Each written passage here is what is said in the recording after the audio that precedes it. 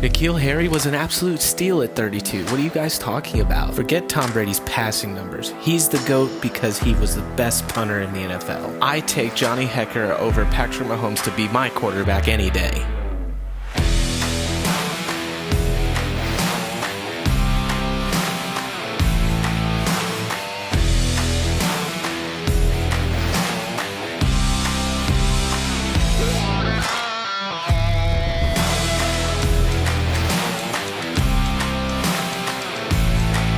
Welcome to the No Punt Intended Sportscast with your host, Parody07. Welcome back to the No Punt Intended Sportscast. We're back here with the DAWGS. We got Thinking Hound. We got our resident player dog, Lane Bryson, and we are on the mic again because you guys just can't get enough of us. All 38 of you cannot get enough of us. Yeah. By the way, if anybody wants to know, our goal is to have one of these podcasts get 1,000 views. We'd love it if you would help us out with that. Share it, like, subscribe, that sort of stuff. That definitely helps. We don't usually call for that sort of stuff, although I put it in the end reel now. Oopsie. Yeah, so if you guys are looking to give us a little shout out, as the McAfee dogs like to do, we'd like a little bit of success here. 1,000, 1K. That's all we ask. And then we'll ask for more later, but you don't have to worry about it right now. Today, our time is September 1st. So about a week after the last preseason game, 5 days since the last preseason game. Now we have a full body of work between the the camp practices, the preseason games, and that sort of thing. And roster cuts have happened as well. So now each team has at least their initial 53-man roster. Now there's some jumping through hoops, and there's some different roster moves as far as people going IR and then moving people that are on your practice squad onto your 53 and that sort of thing that needs to go on. And some of that's already happened, but for the most part, most teams are just kind of in process of trying to process what people are available and that sort of thing. And whether or not they want to put particular players on IR and that sort of thing. But for now, we're just going to kind of give a basic overview of our thoughts on our respective teams after paying very close attention to our preseason games and to what Twitter or X had to say about our practices. The thing that I noticed just from even though not watching the entire Panthers game, I know I'm not the Panthers guy, but Mr. LB told you to look out for Adam Thielen, and guess who scored a tutty? Mr. Adam Thielen. I said to look out for number 30 Marty Mapu, and during the game, all the beat writers they were just retweeting his name. It was actually hilarious. Just Marte Mapu was retweeted like 30,000 times. It was fantastic. I didn't watch the Kansas City preseason game, so Hound, did your guy Ross do okay? Did he get anything to warrant some attention? Yeah, he had he did actually pretty decently. He had a touchdown and some good catches. From what it looks like, he's gonna be really good at contested catch type situations because of his 6'4" body. So I think he could be really good in the red zone. So I think that's where we're going to end up using him a lot, if I were to guess. But our preseason games went pretty well. Our first one was a little tough against the Saints. We just couldn't get rolling. It ended up being a closer game by the end of it, but we lost that. But then we won the next two. And our best game was against the Cardinals in the second week. All of our quarterbacks did amazing. It was insane. Like Mahomes actually had the worst passer rating of the, I think, 4 quarterbacks who started in that game. And it's not at all because the Cardinals are trash. It's because the Kansas City quarterbacks are really, really good. Oh yeah, exactly. But no, it was very funny to see because it was like I think we had, Blaine Gabbert, who's our backup. Mm-hmm. Like he had, like, I forgot. If you put all the quarterbacks together, you basically had like a 70% completion pass percentage and stuff. It's very funny. That is kind of wild. Like our quarterbacks were just on that day. They weren't on the other days per se, but they were on that day. So right. And no one got injured from the Cardinals field. So that was a blessing in disguise. Yeah, that turf monster is legit. I'll tell you that much right now. Yeah, they were actually slipping and sliding still in that field, so they haven't changed it that much. Good grief. So what other things about your Kansas City Chiefs are you did your preseason kind of give you a glimpse of that you kind of expect to come around during the regular season? I think it showed that we had a lot of depth in a lot of areas. Mm-hmm. So for one thing, Isaiah Pacheco, our main starting running back, has been injured. He should be ready for the first game of the year, but he just hasn't been playing the preseason games. Mm-hmm. So we got to see a lot of our backup running backs, and they were pretty good. But the problem is we already have enough running backs. So sadly, the ones like the newer guys didn't really have a shot and didn't make the cut. Right. But there was some good. I think our wide receivers did decently, although our rookie Rashay Rice, he has a dropping problem at the moment. He dropped like 4 or 5 balls or something like that. So it's like, that's not good. No. So hopefully you get that out of your system. But I mean, when he actually catches the football, he does pretty well. Yeah. It's just he's been dropping them. So yeah. Gotcha. How's your defense look? Are you encouraged by what you saw there? Yeah, they did okay. I mean, not having Chris Jones is going to be kind of a weird situation to see. I'm trying to think. We did get some pressure, but we didn't get a ton of sacks. That was kind of the issue. So we were getting a lot of pressure, but we weren't getting them down to the ground. Right. So that's something we'll have to work on. Right. With that defensive line. But in general, they did fine, considering these are backup guys. They did pretty well. And actually, one thing that I thought was very interesting is that all of our draft picks were made the cut. There you go. So that's a good sign. Sure. Usually, especially in our situation where, we had quite a few people who we were looking at in those circumstances. So right. So that's a good sign that these young guys maybe aren't super bad. There you go. At least good enough not to where they are concerned about losing them on waivers. So. Oh yeah, exactly. And keep them. They're cheap, so you can't really complain about it. Yeah, for sure. Mr. LB, you feel a little bit better about that offense now that you've seen some life? Yes and no. I mean, obviously going from the Jets 27-0 loss for the preseason game 1 to putting up 19 points in a loss to the Giants was definitely some improvement. So that was encouraging. However, it looked like the same old Panthers. And my example would be our second offensive possession. We had a very long drive. It was 15 plays, 62 yards, over 10 minutes of clock. Mm-hmm. However, it ends up in a field goal for just poor football in the red zone. We gave up a sack to make it 3rd and 15. Then we get a delay game, so now it's 3rd and 20, and then a holding. So we ended up getting it at like 3rd and 30, right, in the red zone. We took it out of the red zone.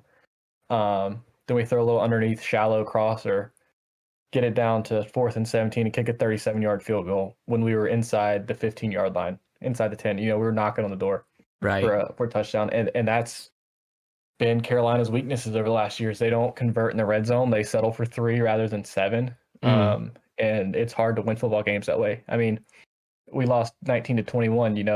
A touchdown there is the difference in the game. And, this is preseason, so it doesn't matter a whole lot, but still. Yeah. Games in the NFL are super hard to win. And when you have opportunities like that, you have to connect. And, Carolina was going backwards, and just really shot themselves in the foot. And that's going to happen. It's preseason. This is only second game, so there's still a lot of details to iron out, a lot of pickups to get out of the way.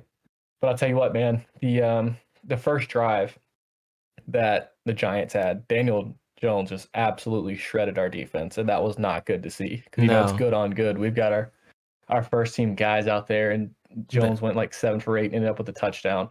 Jeez. And they looked like a well-oiled machine, you know what I mean? And you get Carolina on the field, and it just looks discombobulated. You get guys subbing in and out, not knowing where to line up, stupid penalties.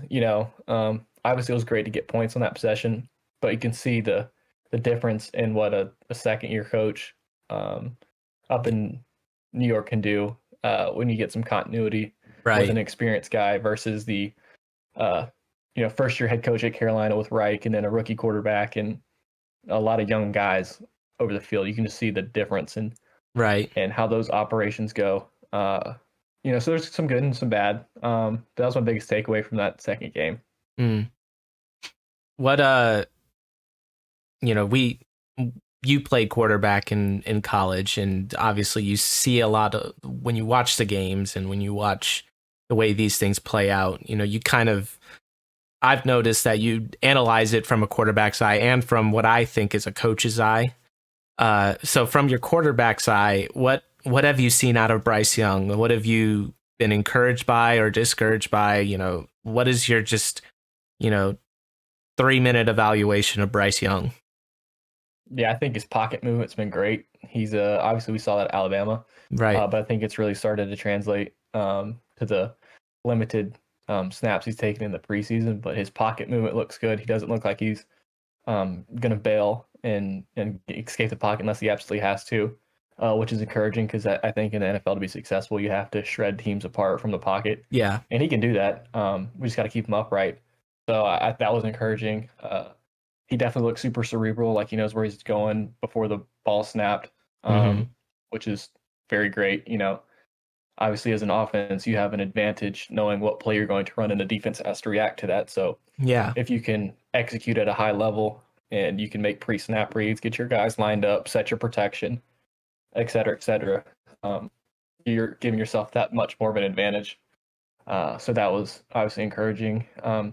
He stood in the pocket. I think it was the Giants game. He stood in, took a big hit, but completed the ball on the left sideline. It might have been to Thielen or the tight end, Hayden Hurst. I don't remember. Gotcha. But that's encouraging. Yeah. Obviously, he's not the biggest dude in the world. He's like 5'10", 200 pounds, 5'11", 200 pounds, or whatever he's listed at. Right. But hanging tough, taking a shot to the chin, delivering the ball on time. I mean, that's just part of the business, man. That's why they make hundreds of millions of dollars.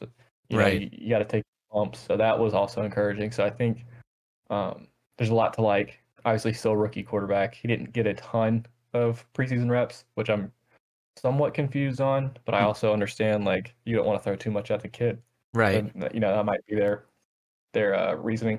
But no, man, I think he's going to turn out well. We just got to protect him. That's the biggest thing. Yeah. Do you feel like he protects himself pretty well? That was an impression that I got because I tried to watch as many of his. I didn't sit there and watch the entire, Carolina Panther preseason game. Like I have other things I got to do. But I did want to make sure. I did want to make sure that I was watching how Mr. Young was doing, and I felt like anytime, even though there was times where he had to take a hit of some kind, he does seem to protect himself. Is that kind of your do you feel the same way, or am I misreading this? Yeah, I think so, and I think he's self-aware enough to know that he has to.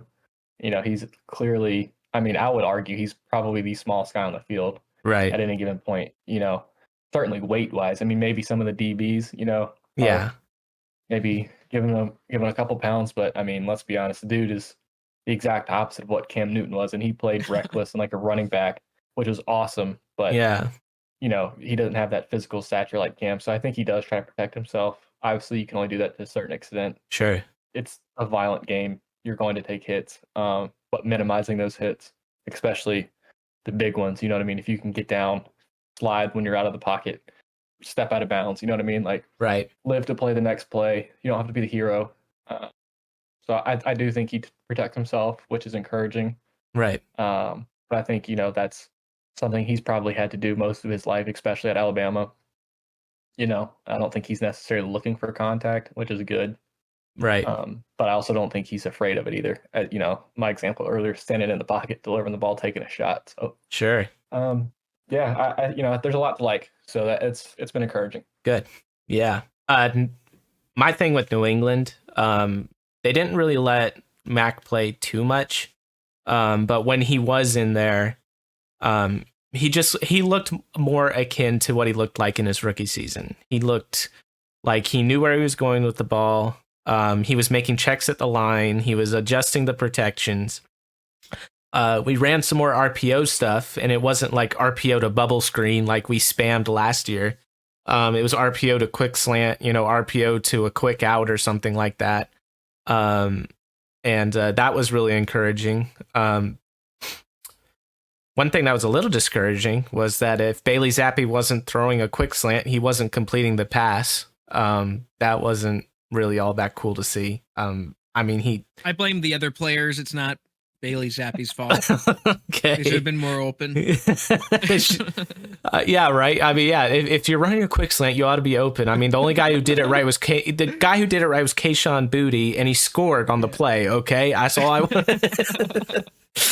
No, and the thing that was frustrating during the week 2 game is it seemed like our run defense was really porous, and it didn't matter at what point if it was the starters, if it was the second, third, fourth team, it didn't matter. Everybody was letting big holes open up, and all the Green Bay running backs looked amazing that day. One thing I was like, well, we haven't really put all our starting defense out on the field yet. Like, we always had like a couple second team people mixed in with it. They're all people that are going to be on the team, but it was not all like our week 1. These are all the people that are going to be on the field on the first snap against Jalen Hurts. But it seemed like that was corrected against the Titans, which is known for running the ball, right? That's their shtick. The thing that if they're not going to be good at anything, they still are going to be able to run the ball, and they could not run to save their lives. Now, Derrick Henry didn't play, but they have some good players behind Derrick Henry, and none of them really ran all that well. Maybe towards the end of the game, but the players were sleeping just like the rest of us were. So I can understand them maybe allowing a 10-yard run here and there in the end of that. None of those players made any teams anyways. Other than that, it was really good to see, some of the rookies. My expectations on Christian Gonzalez have definitely been tempered a little bit after seeing some of the stuff that went on. He's going to allow some catches to start. He's definitely he's tall, but he's skinny, so his tackling is going to leave a little something to be desired. It's not that he's not willing, it's just that his frame doesn't allow him to be an impact player on that front. And I really hope we get the safety thing figured out as far as our deep safety. I think we can get into some of the roster stuff in a minute, but some of the players that made our roster, I think made our roster because they had an opportunity to compete for a middle, like when we go cover 1, that guy that's going to be 20 yards, 25 yards, 30 yards off the ball, and backing up just to be the last line of defense and, and cover the deep post and that sort of thing. Because McCourty's did that for us for a decade and was amazing at it, and now he's not here to do that for us. And we have a bunch of strong safeties, and then that's about it. The one other thing that was a little interesting in a bad way was the offensive line, specifically the right tackle situation in New England. It's just absolutely abysmal. It wasn't even like a turnstile. It was like the gates of the Kentucky Derby after the gunshot. Just like it was hike, and that there was 4 defensive ends in the backfield, and Bailey Zappi was running for his life, or Malik Cunningham was running for his life, or Trace McSorley was running for his life. And now a lot of those guys are on either the practice squad or, they're not going to see game time provided there's, not an injury or something along those lines. And I think after Onwenu coming back, Cole Strange coming back, Trent being mentally back, it seems like he's back, and then Andrews just being the stud that he is, I think we'll be okay in those 4 spots. And after trading for some of the people we traded for right there at the end, and then activating a guy off of the PUP list that we had, we now have, I'm getting into the roster stuff a little bit, but we have 11 offensive linemen on our roster right now. So that number's got to go down a little bit, hopefully. I think Riley Reef is going to end up on IR. And then after that, it's going to be, that was who was supposed to be our right tackle. But I think after his injury and the fact that, honestly, he didn't play very well, I think they're going to give Calvin Anderson and then our 2 new guys that we traded for, Lowe and then Tyrone Wheatley. Yeah, so between Wheatley and, what's his other guy's name? Lowe, that we traded for. Wheatley was traded from the Browns in exchange for Pierre Strong. And then we traded, I think, a 6th-round pick for Lowe from the Vikings. And I've heard some encouraging things on it, but we'll have to see. And of course, nobody is going to tell us who's starting until, the first offensive snap. And that's when we'll find out who won the right tackle job. So that's kind of the Patriots off season in a nutshell. So I have a question. Uh-huh. So I didn't watch any of the I didn't watch any other team's preseason games except the Chiefs. So did the Patriots not play Mac Jones at all during the preseason? He played like 3 drives, I think, against the Packers, and that was it. And that was it. Okay, interesting. Yeah, no, he didn't play in the first game or the second game. I mean, the third game. Because Andy Reid had Mahomes play in the first and second game. Gotcha. So, thought that was interesting. Yeah, because I think a lot of teams are shifting a little bit. Yeah, towards not. Yeah, like that's kind of the thing to do. It's like, oh, don't start your starters or at least your starting quarterback if they're good. But I don't know. Andy Reid still likes it. So yeah, and I think too is that Mahomes has something to say about it as well. He's got his own agenda. We're gonna do roster cuts and that sort of thing. Just a couple guys that were on the bubble for your teams that you're excited or surprised that they either made the team or didn't make the team. Just pick 2 or 3 guys. We don't need to go through the entire roster. We'll start with LB. LB, who are some players that you are excited made the team that maybe weren't supposed to make the team, or some people you're surprised didn't make the team? Which one? Yeah, man, I'll just start right off the bat. This actually ties into the Patriots. I'll go with quarterback Matt Corral. Yeah. He was cut. We let him go, which is surprising in a way because he was a 3rd-round pick. Last and year. Then unfortunately for him, yeah, exactly. And unfortunately for him, he broke his foot or ankle, so he missed a lot of time.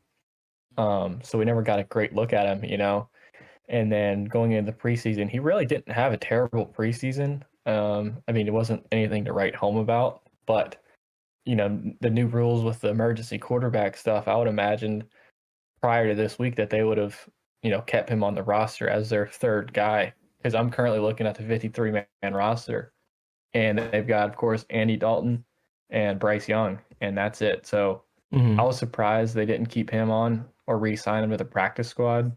We currently have 1 available space left on the practice squad. And being a 3rd-round pick and getting very limited time to showcase his talent, I thought we might give him another chance. and just keep him around because we're not out anything if we hold him. You know what I mean? Right. And I understand to get down to a 53-man roster. I mean, it's it's razor sharp between who's making it, who's not, bubble guys, etc. And you're trying to find space any way you can get it. But that one was somewhat confusing to me. I understand he wasn't going to be the guy. We've got Bryce and we've got Andy Dalton. But again, like I said, we can carry 3 guys now. So having a guy there in the preseason who's learning the system, learning the offense, and God forbid you actually need him. Right. You don't want a repeat of the 49er situation, but at least you've got somebody in the building who's kind of learned the ropes, so to speak, already. Right. And then we let go of a 5th round pick in 2021, cornerback Keith Taylor. Carolina's pretty thin in the secondary, especially at cornerback. That was surprising. It was, but it wasn't also. I mean, he had flashes of, good tape, but I guess it just wasn't consistent enough. And I'm guessing Carolina feels like they can go ahead and fill that void from the waiver wire. But those are my 2. I wasn't really, what would you say, surprised on how the roster actually shook out in terms of who made the squad and who didn't. Right. To me, there was nobody that was a big surprise. For who was it was seemed, pretty straightforward, with the exception of those guys who didn't make the team. Gotcha. Yeah, I do want to give you a chance to have a little bit of a victory lap here, though. I know it's not your team, but it's your guy. All right. Yep. If viewers remember, way back when we had we were talking about our draft predictions, Mr. LB had a prediction regarding I believe is it Shepherd or Appalachian quarterback? Shepherd quarterback. Shepherd University quarterback Tyson Bagent. Yep. And right now, my understanding is Tyson Bagent is the one and only backup to Justin Fields up in Chicago. And you have called this from the beginning, and I want to give you your opportunity to take your victory lap on this one. Oh, thanks. I appreciate it. It's about the only thing I've gotten correct so far. No, but all serious, man, I was super surprised he didn't get drafted. I thought for sure he'd go 6th or 7th round. I mean, I understand coming from a Division II school, you're not going to be the most sought after player. Right. It's just the reality of it.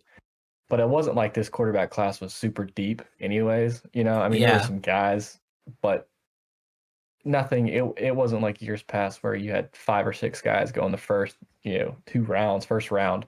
So I was really surprised. And not only that, but just seeing some of the guys who've had chances in the NFL in years past, especially on Carolina, like the poor play that I've seen out of my team specifically since Cam left. I mean, it was easy for me to make the determination like, oh yeah, this dude who I've seen in person, I've watched him play from afar and in person since I left and graduated.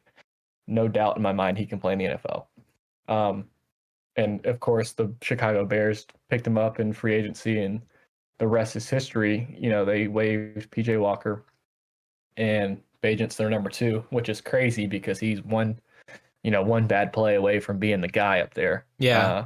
I don't wish any ill will or any injury bug towards Fields. That's just the reality of the situation. You're the backup. So I have no doubt in my mind that he'll get a chance to play this year. Mm-hmm. And I think he'll seize the opportunity. So I'm super happy for that guy. Yeah, for sure. Yeah, congratulations to Mr. Bagent.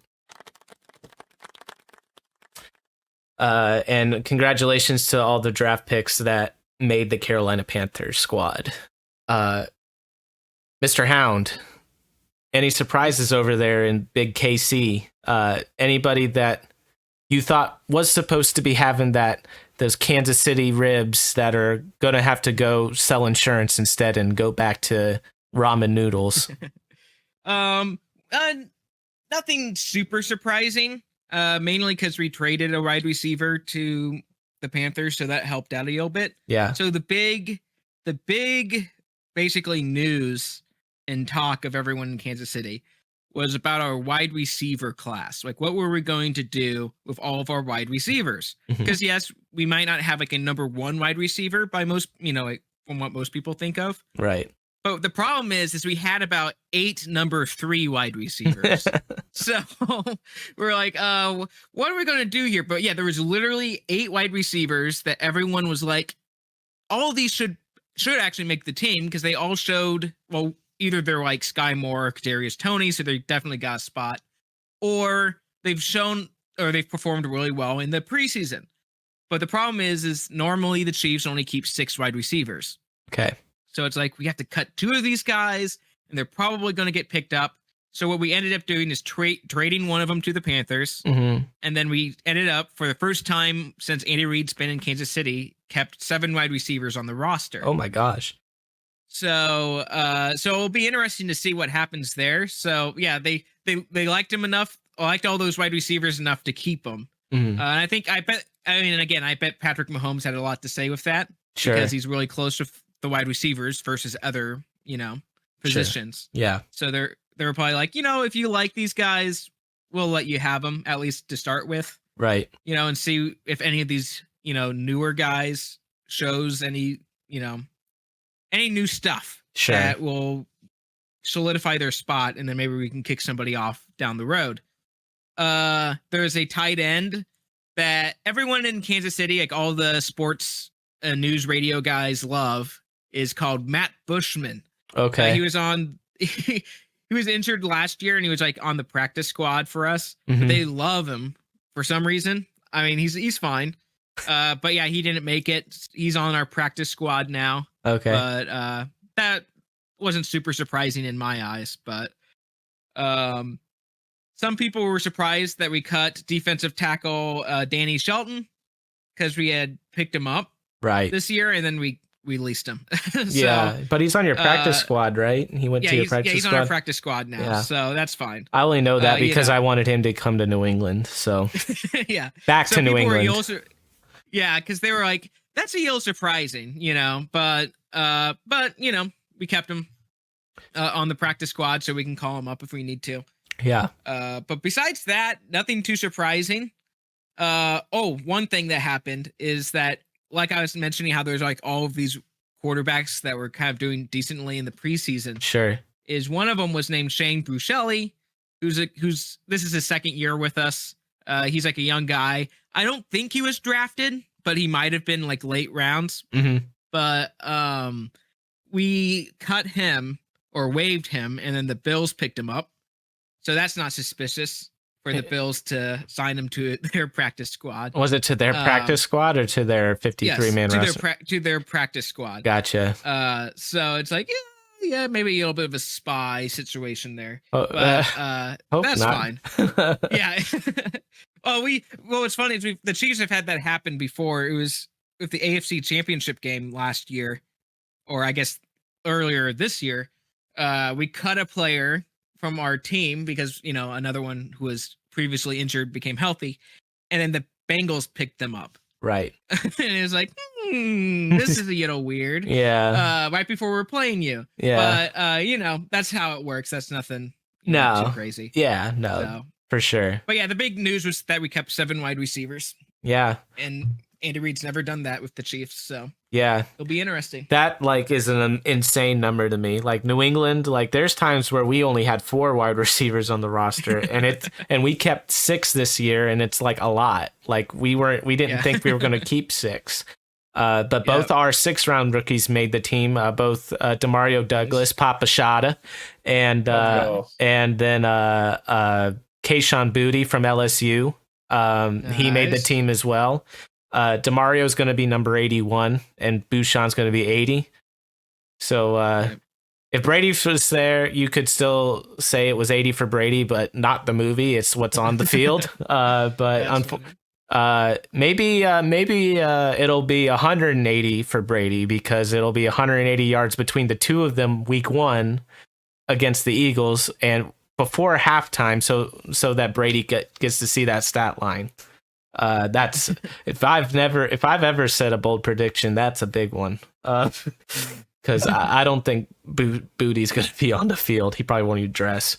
But yeah, so the big news, obviously, in New England is the 6 wide receivers and the 11 offensive linemen. The 6 wide receivers is a good thing, because that means we have 6 receivers that New England's like, we don't want to lose these guys because they're really good. That's obviously good, because we've had some lacking talent over the past handful of years at that particular position. And DeMario and Booty seem to bring some juice to the squad, and we'd love to see that. And DeMario in particular, I think, is going to be a stud. He's going to be a little bit gadgety, I think, in his first year or two, but I think eventually he's going to mature into a refined slot receiver that people are going to have to game plan for, especially if Bill O'Brien doesn't get hired as a head coach somewhere. I think Bill O'Brien's going to turn him to a freaking stud. But this channel has put a lot of love on DeMario, so I'm going to move on from that. Another surprise, again, the other side of this is the 11 offensive linemen, and we have that many for bad reasons. And that reason is, if you have 5 offensive tackles, you don't have any. So yeah, that's a problem. Yeah, so we had opportunities at the Kansas City right tackle, and we didn't sign him. We had a shot at Orlando Brown, didn't sign him. McGlinchey. We tried to sign the guy that was on Andre Dillard from the Eagles. We tried to sign him, former first round pick, and got outbid by the Titans. Story of the offseason. And then we decided to go and give a bunch of not a bunch, but more guaranteed money than I think was necessary to sign Riley Reif, who's 35 or 36, I think. And he was taking reps at guard, and that was the only time he looked serviceable. He did not look good. And I think he's going to go on IR here. If he's not on IR already. Last time I checked, they didn't put him on there. But oh goodness, the 2 guys we traded for, Wheatley and Lowe, I've heard some good things about. And then we also signed Calvin Anderson, and he has looked good, like on the tape. And then we still don't know what his illness was, but he went on NFI. And it's not, usually you think it's non-football injury, but it was actually non-football illness, which I guess is a separate list. And we don't know what was wrong, but apparently it was threatening his life, because his first interaction with the media after being activated was he was super grateful, super thankful to even it was like he was grateful to even be there, which was kind of weird. And nobody seems to really know what his issue was. I thought it was COVID, but it doesn't seem like that's what it was, because they're not talking about it like that. I think everybody would know. Yeah. The only other thing that was a little surprising was this kid, Amir Speed, who was a 7th round draft pick, if I'm not mistaken, for us. If he wasn't a 7th round, he was a 6th round pick. And he's a cornerback, but he's going to play safety / special teams guy. That's his role, really, is this gunner. That's going to be his deal. Especially when you're cutting Zappi and Cunningham, and then all your running backs except for Zeke and Ramondre. And that guy, I'm 95% sure you could have gotten through waivers pretty easy and gotten him onto your practice squad.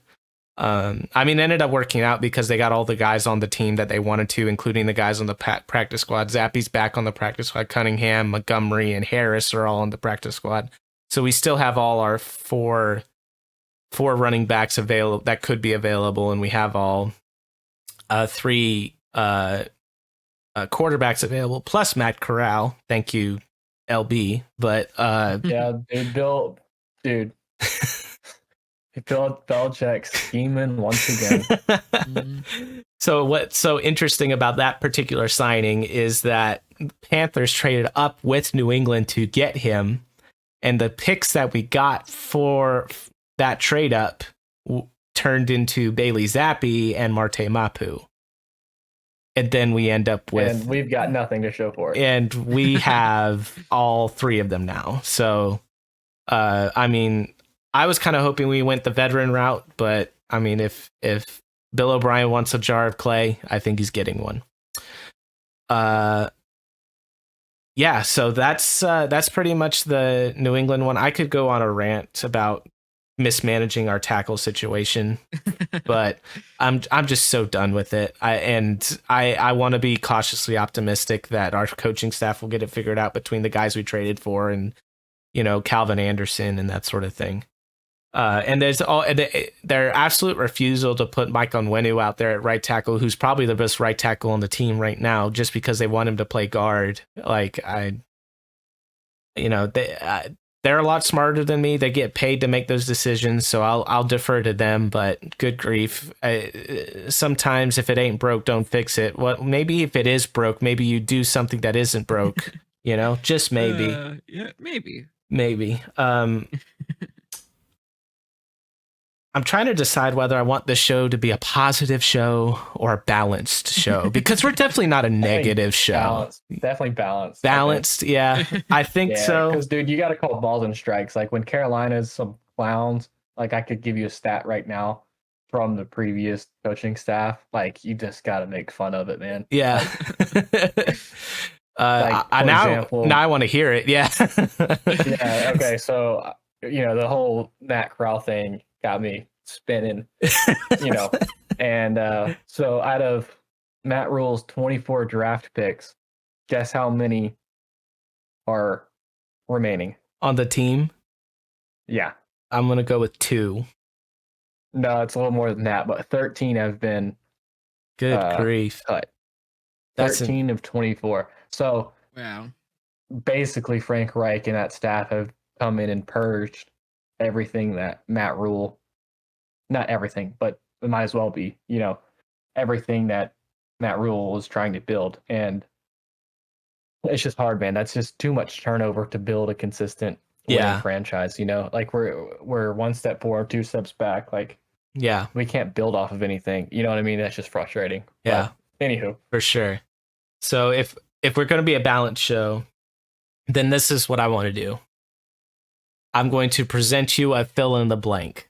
It's going to be, I'm excited about blank for the Carolina Panthers, and it could be anything. And then I am discouraged about blank, about the Carolina Panthers or the Kansas City Chiefs, depending if I'm talking to you or Hound, and then I'll do that for New England. So we'll do a round of I'm excited for blank, and then we'll do a round of I'm discouraged by blank. LB, you're encouraged or excited about what about the Carolina Panthers? The possibility of having a franchise quarterback in Bryce Young.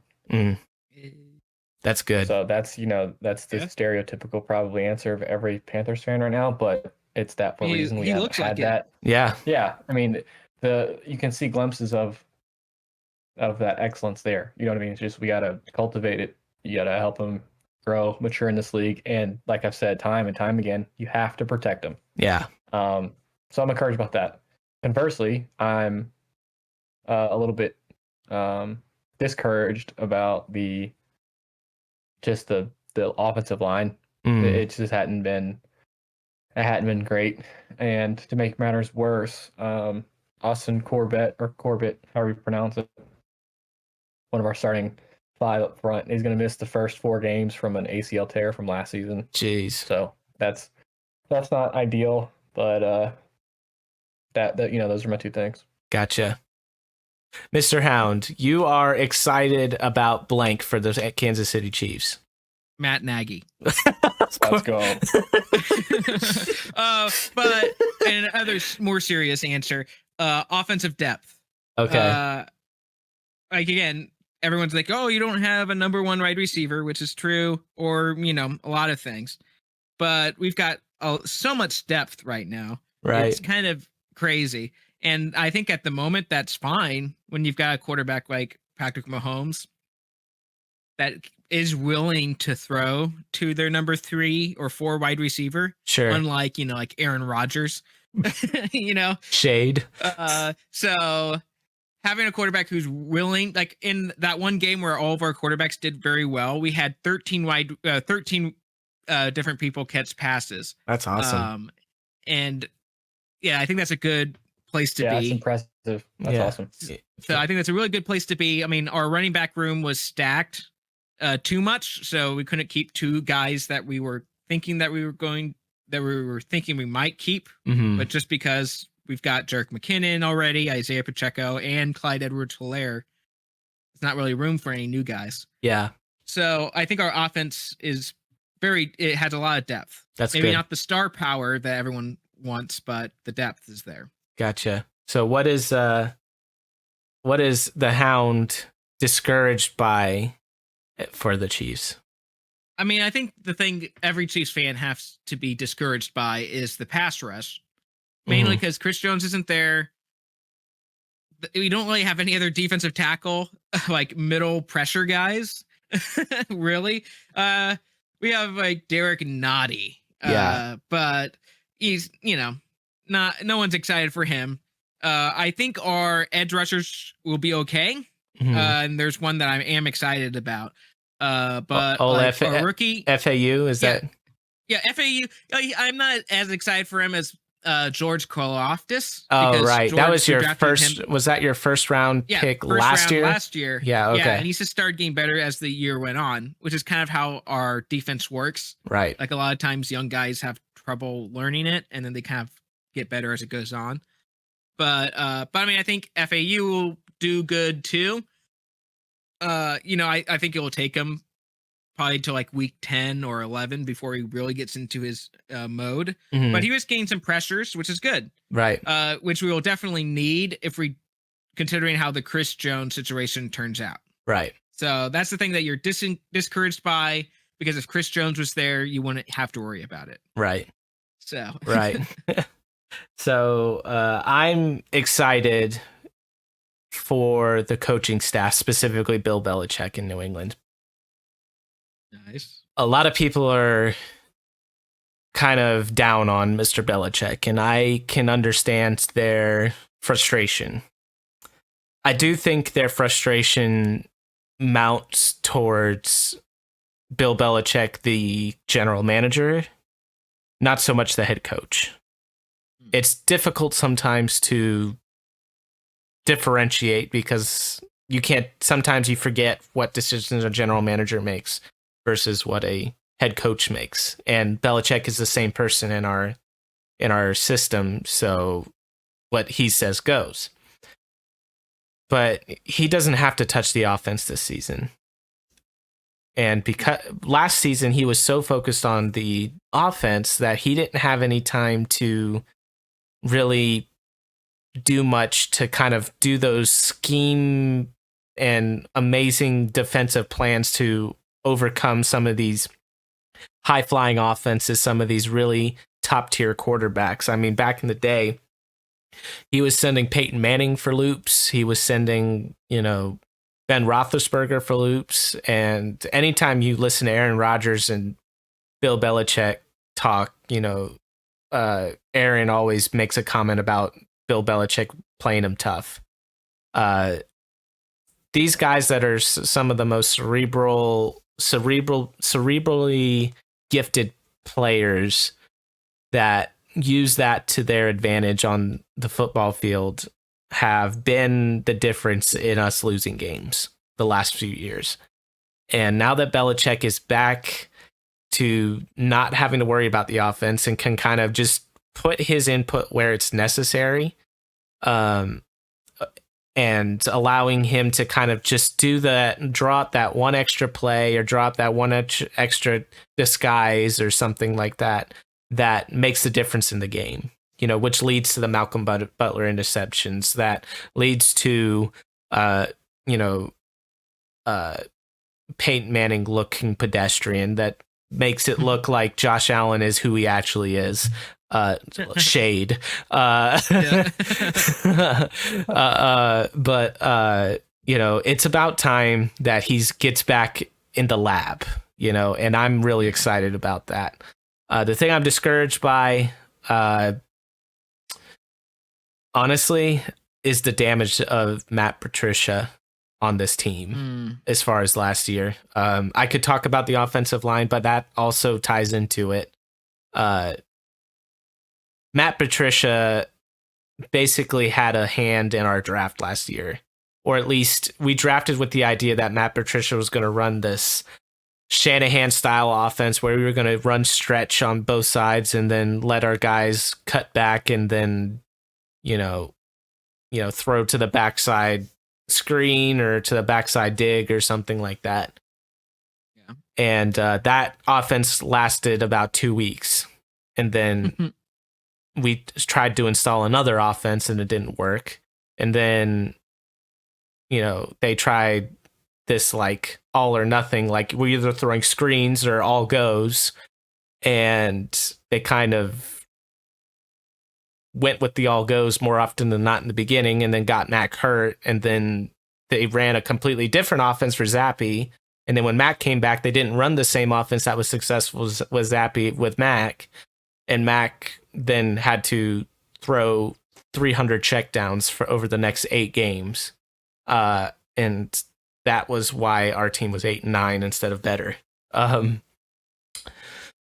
So we have lost, and this draft that happened was last year. Zappy was basically given the opportunity to go elsewhere.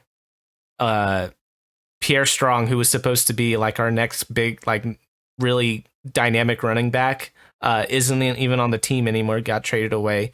Tyquan Thornton is on IR for the second straight year. And there's a couple other, guys I'm forgetting. Both of the tackles that we drafted last year or the offensive lineman. I think one was a tackle, the other one was a guard. Both of them got cut too. It's just, just an absolute, and this is going to set us back, I think, a couple years. I think if we drafted well last year, our team would be ready to really, really make a push. I think we're ready for a playoff push, but I don't think we're ready for a Super Bowl push. I think we're going to surprise a lot of teams this year, but I think we basically stunted Mac Jones' growth. We stunted the talent influx on offense, and we just got to kind of deal with it now. And that's why we have trouble at right tackle, and why we only have Ramondre and Zeke as our running backs on the team right now, and why we had to get lucky and draft 2 6-round picks end up working out. It's just been such a cluster since whatever that was last year. And I'm grateful that that's over. I don't have to watch it anymore, that I get to watch legitimate NFL offense, even if it isn't that good. If it's just not levels every other play, I will be just ecstatic.